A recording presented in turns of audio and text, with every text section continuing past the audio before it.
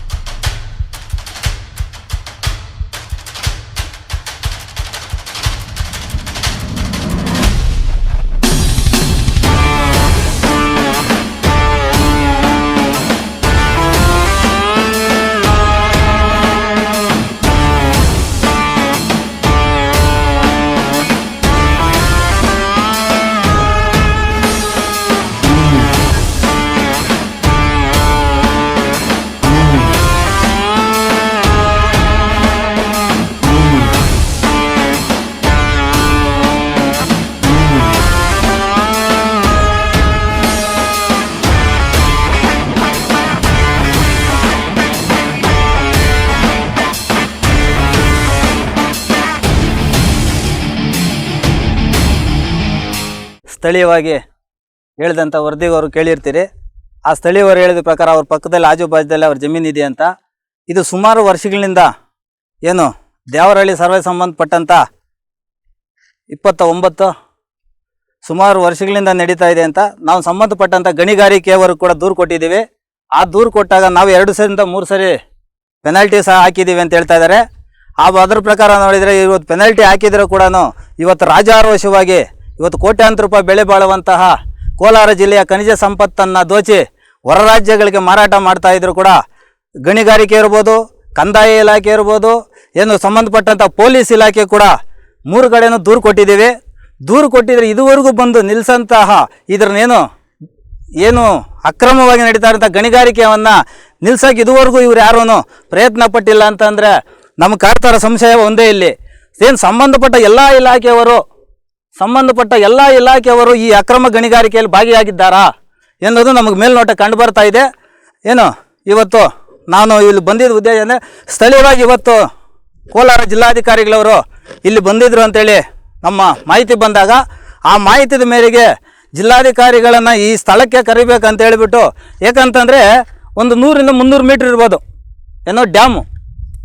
ಆ ಡ್ಯಾಮ್ ಪಕ್ಕದಲ್ಲೇ ಇರ್ತಕ್ಕಂಥ ಈ ಥರ ಅಕ್ರಮವಾಗಿ ಕೋಟ್ಯಾಂತರ ರೂಪಾಯಿ ಬೆಲೆ ಬಾಳುವಂತಹ ನೋಡಿ ಈ ಥರ ಇವತ್ತು ಇನ್ನೊಂದು ಇತ್ತೀಚೆಗೆ ನಾವು ಏನು ನಮ್ಮ 2 ಕ್ಷೇತ್ರದ MLAಗಳವರು ಶಾಸಕರುಗಳು ಹೇಳ್ತಾಯಿದ್ರು. MLA ಏನು ನಮ್ಮ KJP ಕ್ಷೇತ್ರದ MLA ಅವರು ಹೇಳ್ತಾಯಿದ್ರು, ನಾವು 8ರಿಂದ 9 ಕೋಟಿ ತಂದು ಈ ಏನು ಮಹಾರಾಜರು ಕಟ್ಟಿರ್ತಕ್ಕಂಥ ಮಾರ್ಕೊಂಡ ಡ್ಯಾಮನ್ನು ಅಭಿವೃದ್ಧಿ ಪಡಿಸ್ತೀವಿ ಅಂತ. ಇನ್ನು ನಮ್ಮ ಸ್ಥಳೀಯವಾದಂಥ ಶಾಸಕರು ಹೇಳ್ತಾಯಿದ್ರು, ಇದು ಆಸ್ತಿ ಮಾತ್ರ ಮಾಲೂರಲ್ಲಿದೆ, ಇದೆ ಅಂತ. ಇಷ್ಟು ಬರೀ ಅಭಿವೃದ್ಧಿ ಮಾಡಿಸೋ ಕೋಟ್ಯಾಂತರ ರೂಪಾಯಿ ತರೋಂಥ ಶಾಸಕರುಗಳು ಈ 100 ಮೀಟ್ರದಲ್ಲಿ ಇಂತಹ ಏನೇನು ನೋಡಿ ಇಲ್ಲಿ ಈ ದೊಡ್ಡ ಮಟ್ಟಕ್ಕೆ ಇವರು ಬ್ಲಾಸ್ಟ್ ಮಾಡ್ತಾಯಿದ್ರೆ ಈ 100ರಿಂದ 300 ಮೀಟರ್ ಇರೋ ಜಾಗದಲ್ಲಿ ಇರ್ತಕ್ಕಂಥ ಡ್ಯಾಮು ಇನ್ನು ಯಾವ ಮಟ್ಟಕ್ಕೆ ಅಧ್ವಾನ ಆಗ್ಬೋದು ಅನ್ನೋದು ಇಲ್ಲಿ ನಾವು ಇವತ್ತು ನೋಡ್ಬೋದು. ಸರ್, ನಾವು ಸುಮಾರು ಸರಿ ಬಂದಿದ್ದೀವಿ ಜಾಗಕ್ಕೆ. ಬಂದಿದ್ರೆ ನೋಡಿ ಇವತ್ತು ಗಣಿಗಾರಿಕೆಯವರು ಏನು ಹೇಳ್ತಾರಂದರೆ, ನಾವು ಹೋಗ್ತೀವಿ ಆ ಜಾಗಕ್ಕೆ ಹೋದಾಗ ಸಂಬಂಧಪಟ್ಟ ಏನು ಯಂತ್ರೋಪಕರಣ ಇರಲ್ಲ, ಯಾವುದೇ ಕಾಮಗಾರಿ ನಡೀತಾ ಇರಲ್ಲ, ಅದರಿಂದ ನಾವು ಯಾರ ಮೇಲೂ ಆಕ್ಷನ್ ತಗೊಳಕ್ಕಾಗ್ತಾ ಇಲ್ಲ, ನಾವು ಪ್ರಕರಣ ದಾಖಲೆ ಮಾಡೋಕ್ಕಾಗ್ತಾ ಇಲ್ಲ ಅಂತೇಳಿ ಸುಮಾರು ಸರಿ ನಮಗೆ ಮಾತಿನ ಮುಖಾಂತರವಾಗಿ ಸುಮಾರು ಸರಿ ನಮಗೆ ಅವರು ಮಾತಿನಲ್ಲಿ ಹೇಳಿರ್ತಾರೆ. ಇವತ್ತು ನಾವು ಅವರು ಏನು ನಮಗೆ ಭರವಸೆಗಳು ಕೊಡ್ತಾರೋ ಅದನ್ನು ಸುಳ್ಳು ಭರವಸೆ ಅಂತೇಳಿ ಪ್ರೂವ್ ಮಾಡೋಕ್ಕೋಸ್ಕರನೇ ನಾವು ಇವತ್ತು ಸ್ಪಾಟಲ್ಲಿ ನಾವು ಜಾಗಕ್ಕೆ ಬಂದಿದ್ದೀವಿ. ನೋಡಿ, ಇಲ್ಲೊಂದು ಯಂತ್ರೋಪಕರಣ ಇದೆ, ಆ ಕಡೆ ಒಂದು ಇಟಾಚಿ ಇದೆ. ಇದೆಲ್ಲನೂ ಸಂಬಂಧಪಟ್ಟ ಗಣಿಗಾರಿಕೆಯವರಿಗೆ ಗೊತ್ತಿಲ್ವಾ?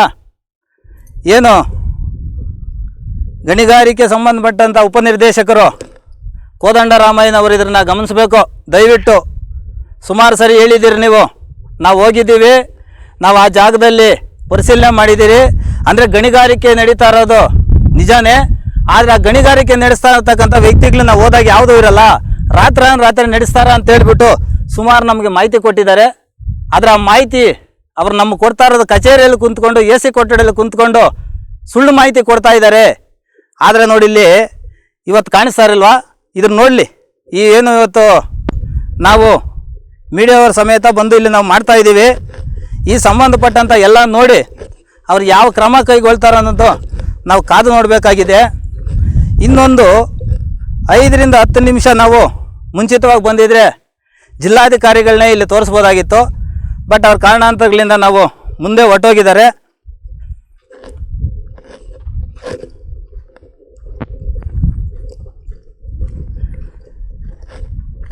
ಈ ಸ್ಥಳೀಯವಾಗಿ ಅಂದರೆ ಕಂದಾಯ ವೃತ್ತ, ಏನು ಕಂದಾಯ ವೃತ್ತ ಅಂದರೆ ಕಂದಾಯ ಇಲಾಖೆ ಕಂದಾಯ ವೃತ್ತ ಅಂತಹ VA ಗ್ರಾಮ ಲೆಕ್ಕಾಧಿಕಾರಿಗಳು ಇದ್ರ ಬಗ್ಗೆ ನೋಡಿ ಇಷ್ಟು ದೊಡ್ಡ ಮಟ್ಟಕ್ಕೆ ಏನೋ ಬ್ಲಾಸ್ಟ್ ಮಾಡಿ ಇಷ್ಟು ದೊಡ್ಡ ಮಟ್ಟಕ್ಕೆ ತೆಗಿತಾ ಇದ್ರೆ ಆ ಕಂದಾಯ ಇಲಾಖೆಯವ್ರು ಗೊತ್ತಿಲ್ವಾ?